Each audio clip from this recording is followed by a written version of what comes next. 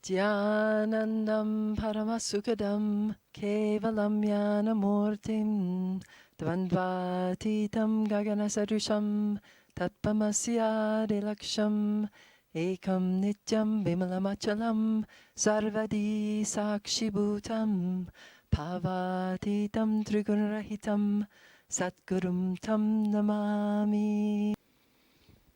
Nithyanandam, welcome to another episode of our new live chat show, speaking about all the amazing occurrences that have happened to many of us since meeting His Holiness Paramahamsa Nithyananda. Yesterday I had my first guest, which was very exciting, and there'll be more guests this weekend. Today I thought I would give a little context to why I'm the host and the things that I've experienced directly because of being initiated by Swamiji. My journey began with him in 2010 when I came to the ashram for 6 months and received many initiations and took his Living Enlightenment Process course. And I would have stayed here forever, but I had commitments back home and I knew that sannyas was my path, but no one is allowed to come to the ashram if they haven't completed with their life. You can't run away from life, run away from debts or a bad marriage or anything. You have to have completed and make sure everyone's at peace with you before you can enter into this path. Otherwise, you're just being irresponsible. You're not following the 4 tattvas, the 4 powers of authenticity, integrity, responsibility, and enriching others. If you can't enrich others if they're all mad at you. So I received my initiations from Swamiji and then went back to Canada to pay off my debt from being a single parent and just tie up all the loose ends. And at first I was just distraught about leaving, as many people are. Once you've been in this high energy, surrounded by such unconditional love, which many of us have never experienced, it's very hard to leave. And so I remember crying that last day, and luckily there was a huge program going on, and it was a big Tamil group, and I had offered to help clean up the hall, and so I packed up my bags, and I had a cab coming at 3 a.m, and I just went into the hall and just danced my heart out with 500 people from Tamil Nadu, and I realized everything was going to be okay. And I just prayed that the energy I felt in me would stay with me on the other side of the planet. And it's amazing because it's as if I walked out of one door and just into another in the same house. Once this energy, this high frequency is locked into you, you go everywhere with it, and you basically become a conduit for pure consciousness to express through you.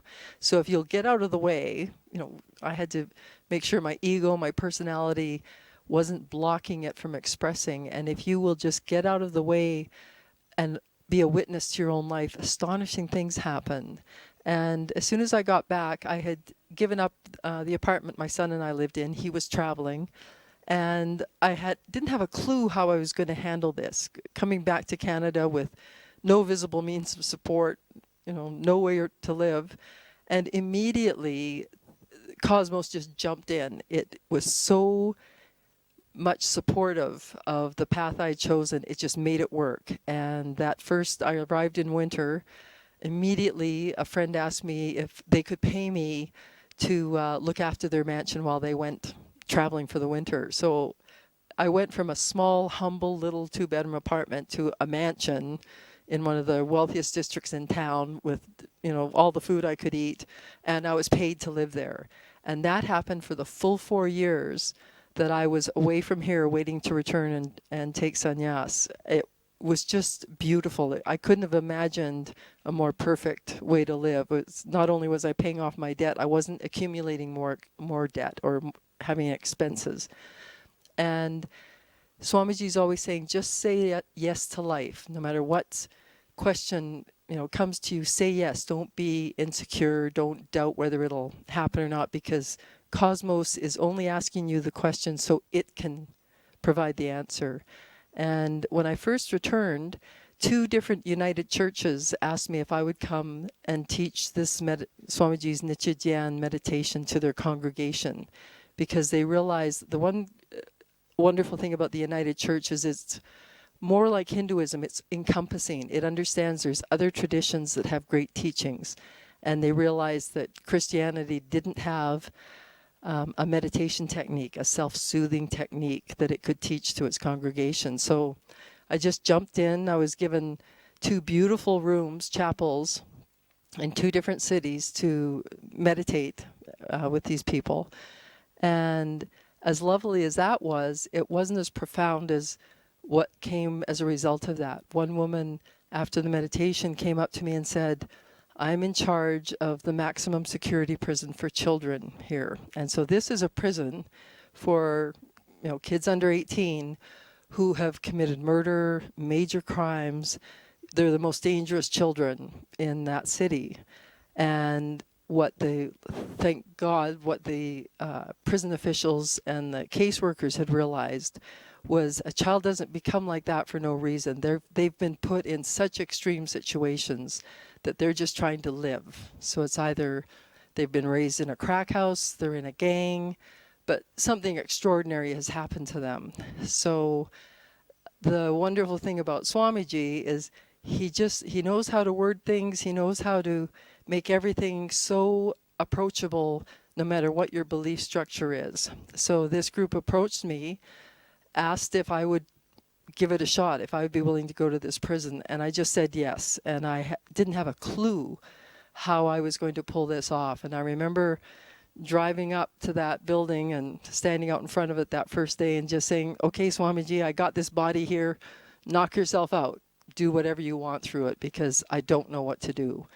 And, I had to put everything in a locker except the pants I was wearing and a sweater. I couldn't even have earrings because anything could be used as a weapon with these kids.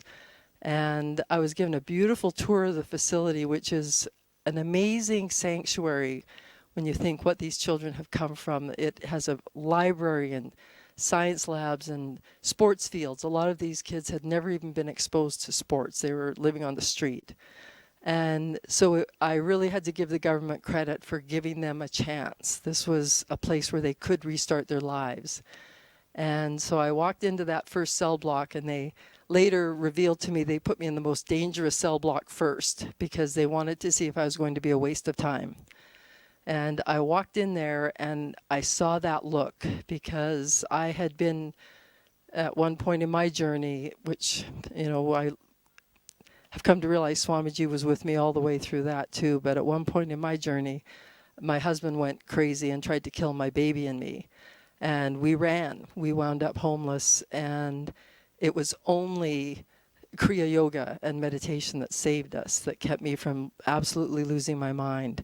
And when I walked into that room, I saw that look in those kids' eyes. And they looked at me like I was going to be some kind of church lady, because I know I just look like a middle-class woman who's probably never had a worry in her life. And one book club invited me to come and read parts of my book to them inside the wall about my spiritual journey. And as soon as I walked into this one rich, wealthy club, they said, "Wait a minute, you don't look like what we thought you'd look like. You look like us."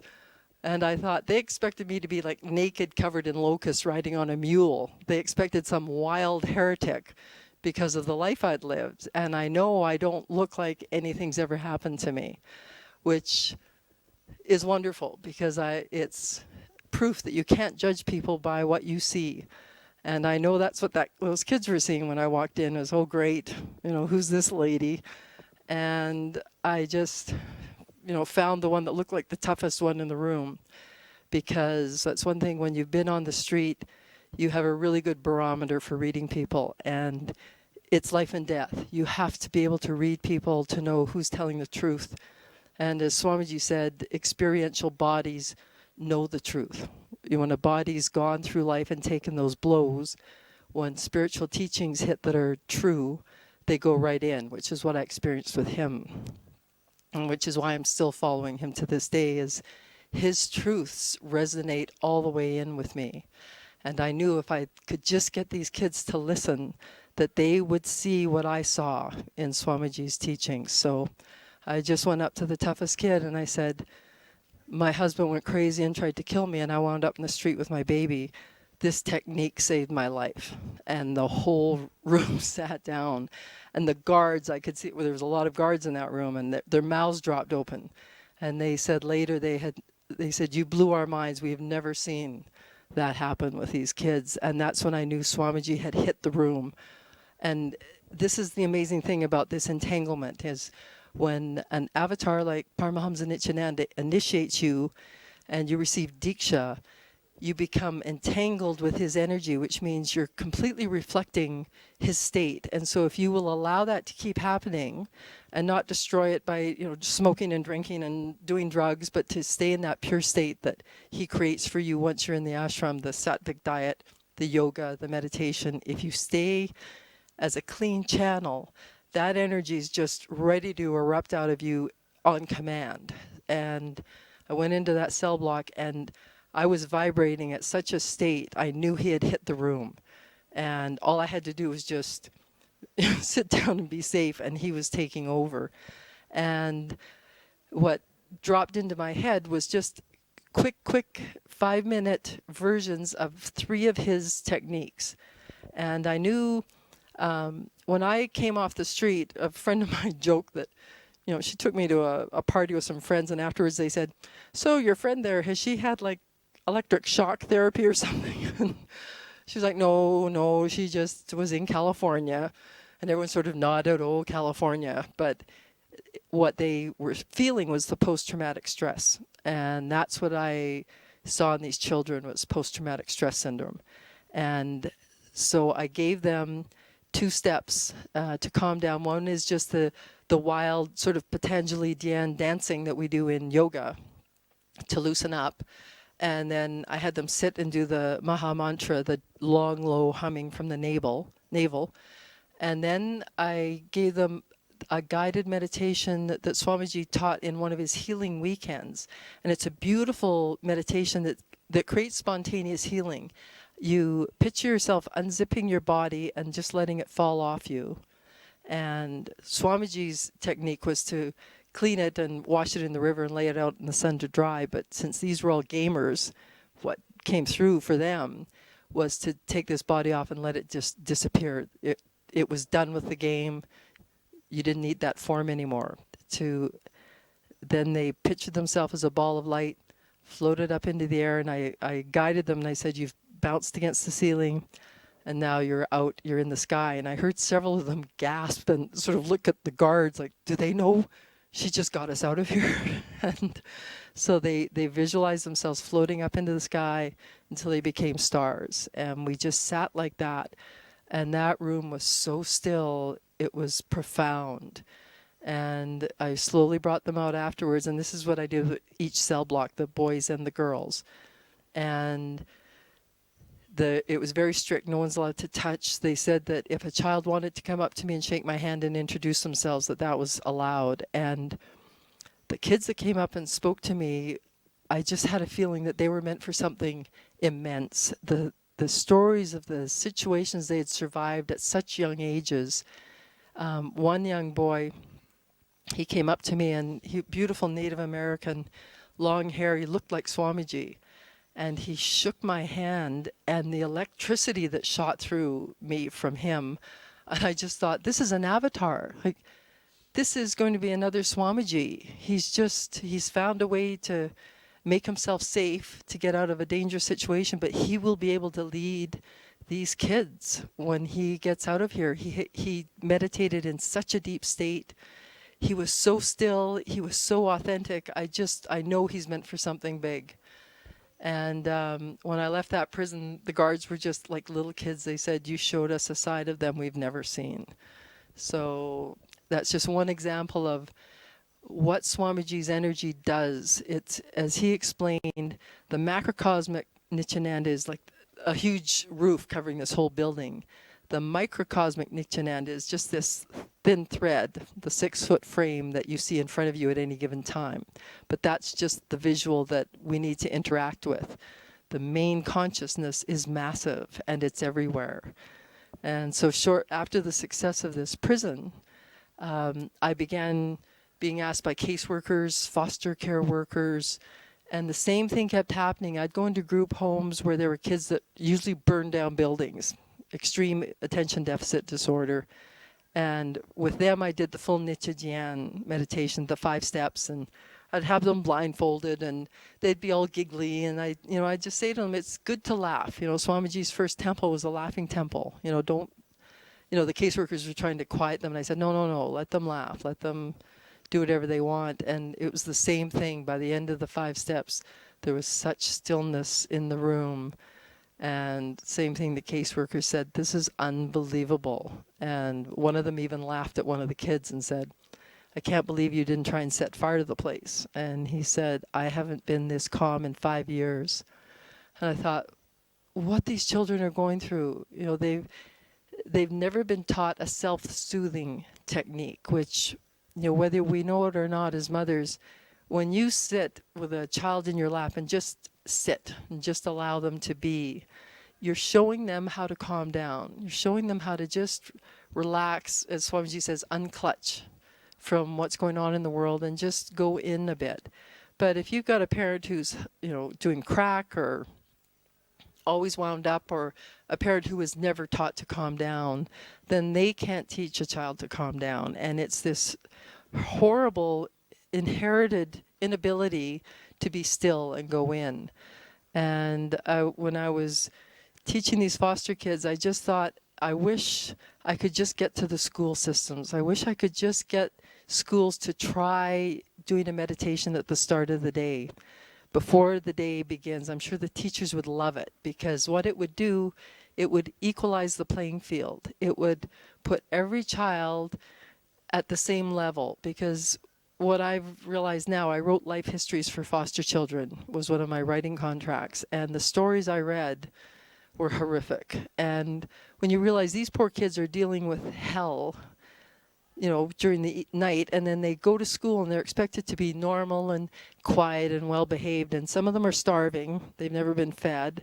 Some of them have, been, the 10-year-old is the parent for the ones younger than them because the parents aren't doing anything. And then they show up in these schools and they're just rattled. They're absolutely rattled. So they're not going to learn anything. They're too traumatized. So if you could even give them the gift, all you public schools out there, if you're not going to become gurukuls, at least start giving some of these tools to these children so that they can survive. And one sort of the next step from that, after the success of all of these cases, I was asked to go to this hidden, secret home, and it was a home for battered women. And there was no details about where it was, because the people who had tried to kill them were still looking for them in a lot of cases. And again, I just went there and told Swamiji, okay, I got the body here. You know this crowd. You do what you think you should do. And the beautiful thing about that kind of surrender is he has so many techniques that the right one for your audience will just drop in. And to have that kind of trust, if someone just comes up to you and says, can you help? If you're thinking, well, I've only done it a couple of times, don't worry about it. If you've connected, as soon as Swamiji connects with you, just say, okay, let's do it. Let's provide the help. And the cosmos will just cheer you on and make everything work. You really don't have to plan or think about any of it. And I remember even reading about when Paramahamsa Yogananda first came.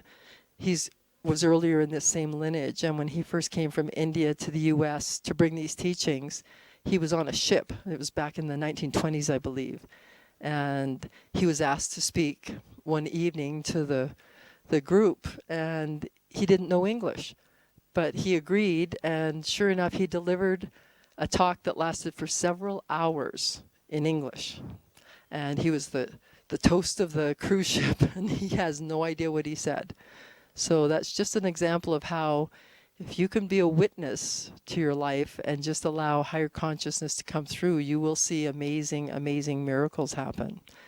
And so in this case, I was asked to come to this battered women's shelter. And I had just learned Swamiji's completion technique. He had just started teaching it. It was a few years back. And I hadn't tried it myself.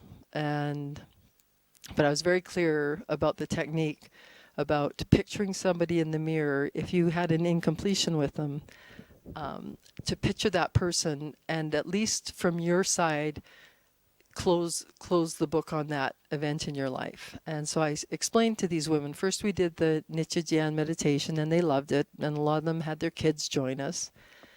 And then they started, in our chat afterwards, they started telling their stories. And one young mom was going to court the next day, and her husband was in jail on trial for trying to kill her.